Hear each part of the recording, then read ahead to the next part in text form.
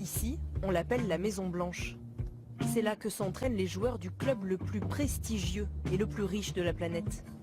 Un géant tout-puissant qui pèse 3 milliards d'euros. Quand les journalistes pénètrent dans le bunker, ils renoncent à toute liberté. La presse est parquée dans cette salle, aux rideaux opaques. Les caméras, bien alignées, patientent au garde à vous.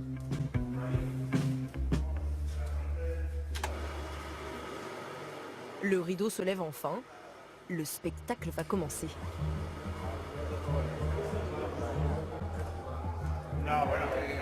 Durant 15 minutes chrono, nous allons filmer un simulacre d'entraînement.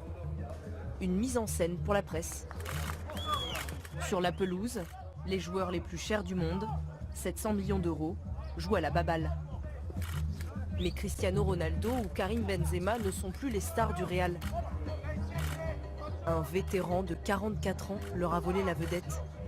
Leur nouvel entraîneur, Zinedine Zidane. Allez, allez, c'est terminé. C'est la fin de la récré. L'entraîneur star et ses tactiques de jeu sont des secrets industriels. En Espagne, c'est une icône. Zidane, c'est le joueur le plus génial qu'on ait connu. Aucun des footballeurs actuels ne lui arrive à la cheville. Certes, on a Ronaldo, qui est ballon d'or, qui marque beaucoup de buts, mais même lui, il n'est pas Zidane. Et les gens, ils viennent pour voir Zidane. Les journalistes attendront 1 heure pour voir Zidane. Nous, ça fait des mois. Des mois que l'on réclame une interview, en vain. L'homme est réputé pour son silence.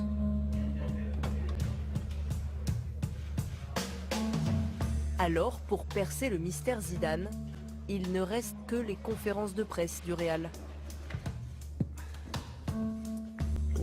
Bonjour, bienvenue. Alors vous n'aurez droit qu'à une question par personne. Bonjour, Nachos Valencia pour Sport You. Je voulais vous demander, comment allez-vous? Estoy muy a gusto, gracias, porque además es verdad que me gusta lo que estoy haciendo todos los días. Pendant sa carrière de joueur, Zizou ne s'est livré que très rarement. Quelques interviews relues par ses proches avant publication. Un besoin maladif de contrôler son image, difficilement conciliable avec son nouveau métier. Désormais, le coach doit rendre des comptes. Bonjour, Zoé de Bussière pour France 2 à Paris. Vous avez toujours beaucoup fait attention à votre image et vous l'avez toujours beaucoup protégée et beaucoup contrôlée. Aujourd'hui, vous êtes très exposé. Est-ce que vous avez peur de perdre le contrôle de cette image? Non, non, parce que ce que je fais, c'est des choses qui sont obligatoires, c'est-à-dire me retrouver ici en conférence de presse, ça fait partie de mon métier. Et pour vous répondre réellement, je fais rien d'autre à part mes conférences de presse. Donc je continue à me protéger et donc je reste dans ma lignée. Merci. Voilà, merci. Et voilà, c'était l'instant Zidane. C'est pas gagné pour la suite.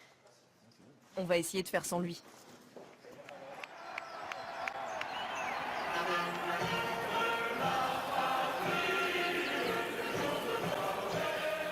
12 juillet 98, le pays entier s'est arrêté. Une apnée de 93 minutes dans tous les foyers. Ce soir-là, la France a rendez-vous avec son héros.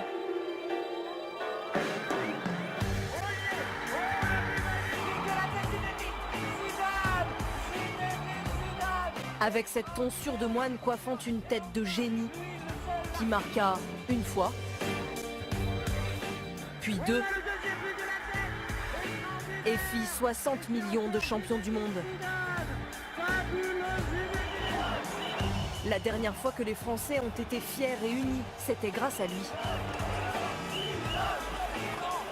La France est amoureuse, elle exulte, convole avec cet Apollon pour une nuit de noces qui dure depuis 18 ans.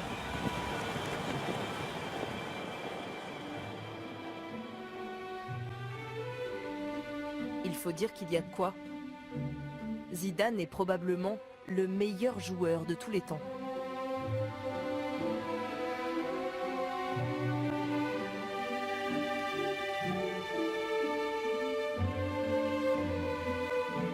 quand on arrive à ce degré d'excellence, effectivement, eh ben, vous êtes à part. Donc ça ne nous a jamais posé de problème à nous, comme à Zizou, hein, parce que tout le monde l'acceptait, parce que c'était naturel. Aujourd'hui encore, il y a des gens qui m'arrêtent dans la rue pour me dire merci. Merci de nous avoir permis de voir jouer Zinedine Zidane au Real. Je me suis rendu compte que Zidane, c'était pas un joueur de foot. C'était pas un sportif. Zidane, c'était une rockstar en fait. Une rockstar qui est adulée, mais c'est vraiment un homme exceptionnel. Quelle est la vraie vie de ce demi-dieu qui ne peut plus faire un pas dans la rue sans déclencher une émeute? Tout ce que vous faites, ça va être dit, ça va être décrit. Même si tu sors avec tes enfants et ta femme pour ne serait-ce qu'aller manger, tu vas peut-être signer 500 autographes. Il est plus connu qu'au Coca-Cola, je crois. C'est vrai. Aujourd'hui, le minot des cités de Marseille pèse au moins 100 millions d'euros. Comment ce grand timide a-t-il monnayé son image jusqu'à devenir un homme sandwich? Il a su développer une espèce de merchandising personnel autour de sa personnalité totalement rentrée, de son charisme évident. C'est une des plus parfaites constructions médiatiques qui ait jamais existé depuis 20 ans. Nous allons vous raconter ses zones d'ombre, les méthodes douteuses de son clan pour protéger sa légende. Et Zidane, quelqu'un de très très rancunier, qui n'oublie jamais l'affront. Zidane, dans le foot, c'est l'équivalent du président de la République, hein, donc les gens ont peur. Enquête sur les soupçons de dopage à l'époque de la Coupe du Monde 98 et de la Juventus de Turin. On se demandait tous, mais comment se fait-il qu'ils aient le cou aussi large?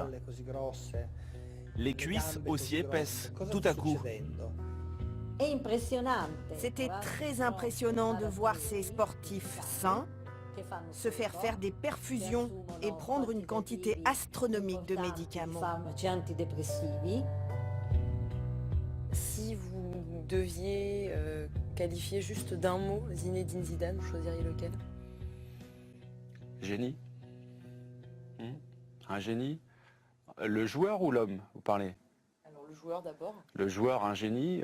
L'homme, controversé. Voici l'histoire d'un homme que le monde entier croit connaître, que chaque Français porte dans son cœur, mais dont on ignore presque tout. Voici l'histoire du vrai Zidane, celle qu'on ne vous raconte jamais.